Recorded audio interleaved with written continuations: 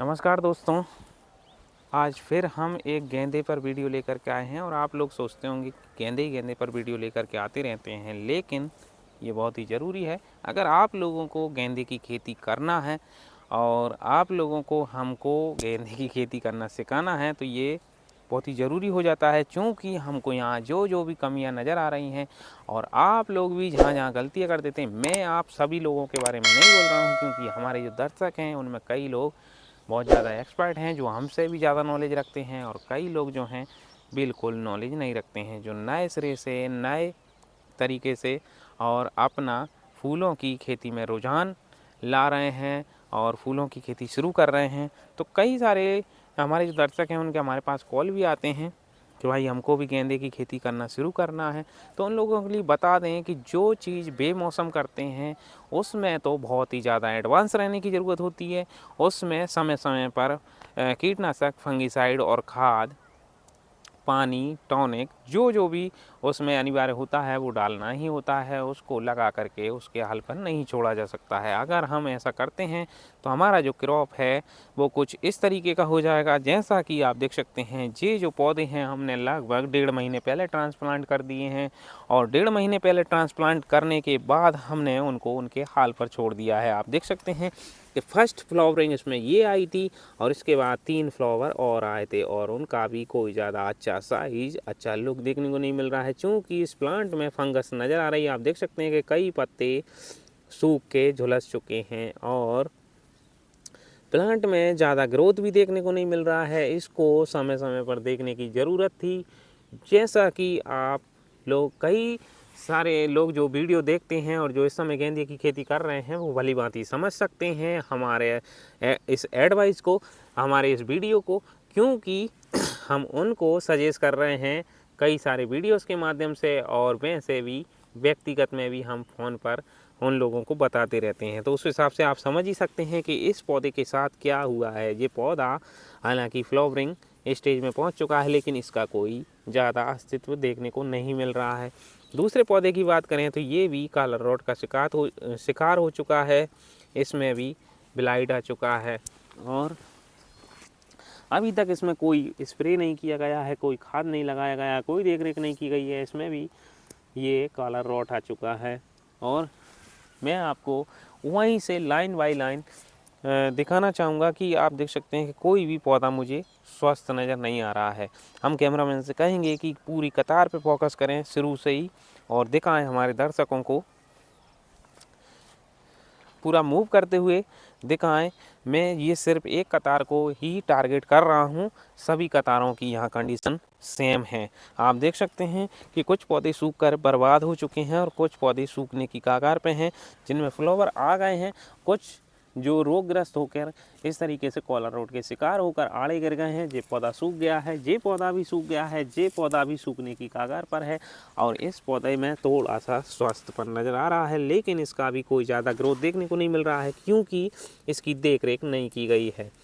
हालांकि इसमें 1-2 बार mini power weeder का उपयोग करके गुड़ाई कर दी गई थी, लेकिन विशेष इसमें ज़्यादा कोई देख रेख नहीं की गई, कोई टॉनिक नहीं डाला गया, कोई 19-19-19 NPK वगैरह कुछ नहीं, कोई फंगिसाइड नहीं। अभी 4-6 दिन पहले हमने एम स्टार टॉप का स्प्रे किया है और इसमें ही सबियोन टॉनिक उसके साथ में घोल के लगाया है। तो उसका परिणाम आप देख सकते हैं कि कुछ पौधे थोड़ा सा ग्रोथ लेना चालू कर दिए हैं। ये 3 पौधे कंटिन्यू सूख गए हैं। इसके बाद ये पौधा भी ज़्यादा अच्छा नहीं नज़र आ रहा है। इसके बाद ये 3 पौधे भी बिल्कुल ही ख़त्म में हैं।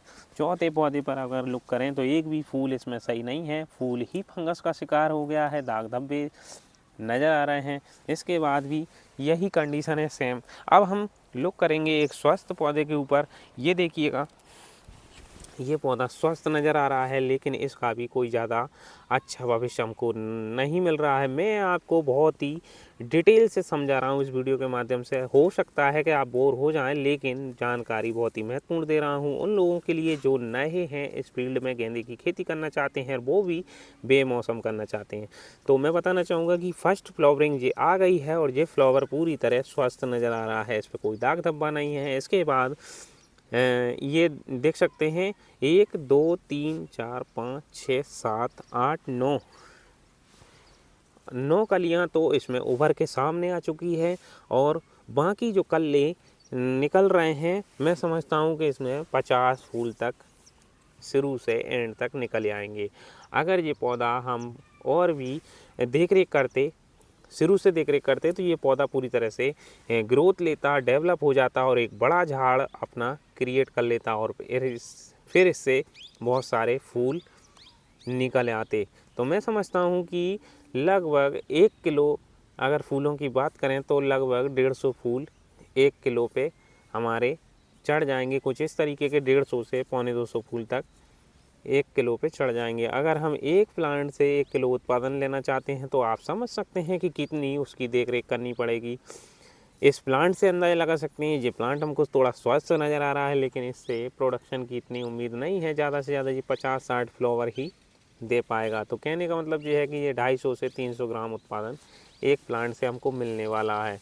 तो मेरा आप लोगों को ये वीडियो बनाने का मकसद और ये वीडियो आप लोगों के साथ साझा करने का मकसद मात्र एक ही है। अगर आप इस तरीके से गेंदे की खेती करना चाहते हैं तो उसको अपने हाल पे लगा के नहीं छोड़ना है, उसकी दिन प्रतिदिन देख रेख करनी है, समय से उसको डोज देना है। और मैं कई सारे किसान भाइयों को जैसा फ़ोन पे भी सजेस्ट करता हूँ और वीडियो के माध्यम से भी सजेस्ट करता हूँ कि आपने नर्सरी तैयार करने से ले करके और ट्रांसप्लांटिंग के बाद भी हर 10 दिन में उसको देख रेख करना है। हर 10 दिन में या 8 दिन में उसको एक बार स्प्रे ज़रूर लगाना है। एक तो हमको कोई भी फंगीसाइड ले लेना है और फंगीसाइड के साथ में NPK या कोई जैबरेलिक एसिड या कोई ह्यूमिक एसिड या कोई अमीनो एसिड, ये जो मैंने बताए हैं ये ज़्यादातर प्लांट ग्रोथ रेगुलेटर के अंदर मिलते हैं ये टेक्निकल देखने को। तो ये टेक्निकल जो होते हैं ये प्लांट को एक तरीके से एक्टिवेट कर देते हैं, क्योंकि सर्दियों में ह्यूमिडिटी वातावरण में नहीं रहती है, ज़्यादा टेम्परेचर भी नहीं रहता है, तो पौधा जो है प्रकाश संश्लेषण की क्रिया ठीक से नहीं कर पाता है। और पौधा भले खेत में हमारे दुनिया भर के उर्वरक पड़े हुए हैं, लेकिन पौधा उन उर्वरक को ग्रहण नहीं कर पाता है और ऐसी कंडीशन में पौधे की ग्रोथ में ब्रेक हो जाता है और पौधा मैच्योरिटी को टारगेट कर लेता है, एक अर्ली मैच्योरिटी दे देता है। उसकी वजह से भी पौधा इतना उत्पादन देने में सक्षम नहीं रहता है। तो यही कारण है कि हम बेमौसम अगर खेती कर रहे हैं और पौधा लगा करके हमने उसी के हल पे छोड़ दिया है तो हम उससे इतना अच्छा उत्पादन नहीं ले पाते हैं। मैं समझता हूँ कि इस वीडियो के माध्यम से आप समझ गए होंगे मैं आपसे क्या कहना चाह रहा हूँ, क्या समझाना चाह रहा हूँ। अगर फिर भी आपको नहीं समझ में आया हो तो आप हमें कमेंट सेक्शन में कमेंट करके ज़रूर जाइए। हम इस टॉपिक पर एक और वीडियो बनाएंगे और उसको विस्तार से और अच्छे से समझाने की कोशिश करेंगे। तो रही बात इसमें डोज देने की, तो मैंने उस टॉपिक पर कई सारे वीडियो बना रखे हैं, आप वो वीडियो जा कर के देख सकते हैं। मैं डिस्क्रिप्शन में उनकी लिंक दे दूँगा या फिर आई बटन पर भी आप क्लिक करके उन वीडियो को देख सकते हैं। उसमें आपको इन फंगस और इन चीज़ों से, इन रोगों से निपटने के लिए सारा कुछ मैंने बताया हुआ है डिटेल से। तो दोस्तों ये वीडियो ज़्यादा लंबा हो जाएगा। अगर आप बेमौसम या अर्ली गेंदे की खेती करना चाहते हैं तो थोड़ा सा देख रेख के साथ कीजिए, थोड़ा सा एडवांस बनिए, पूरा नॉलेज लीजिए, इसके बाद ही अपने खेत में इस तरीके की फसल लगाइए। मैं समझता हूँ कि अगर आप इस तरीके से करेंगे जैसा मैंने किया तो मैं समझता हूँ कि आप शायद पौधे की लागत भी नहीं निकाल पाएंगे। आप देख सकते हैं कि 2.5 फीट के डिस्टेंस से मैंने पौधा ट्रांसप्लांट किया, वो भी इस वजह से कि मैं इसमें मिनी पावर वीडर चलाता हूँ और पौधे से पौधे का डिस्टेंस जो है मैंने 1 फीट रखा। मैंने कहा झाड़ भी कम करेगा तो इधर उधर थोड़ा फैलाव ले लेगा और उसकी वजह से मेरी जो जगह है भर जाएगी, लेकिन जगह नहीं भर पाई है और यहाँ पर मुझे पौधे की लागत का भी पैसा निकालना मुश्किल हो रहा है। अगर मैं शायद इसकी केयर करता तो इस समय के गेंदे का भाव बहुत ही हाई है, 100 रुपये केजी से ऊपर का ही गेंदे का भाव चल रहा है। अगर ऐसी कंडीशन में मैं एक प्लांट से आधा किलो भी अगर उत्पादन ले पाता तो आप सपोज करिए कि कितना मुझे बेनिफिट हो जाता। एक पौधे से मुझे 50 रुपये की इनकम हो जाती। इतनी लंबी कतार में 100 फीट लंबी कतार में 100 पौधे लगते हैं।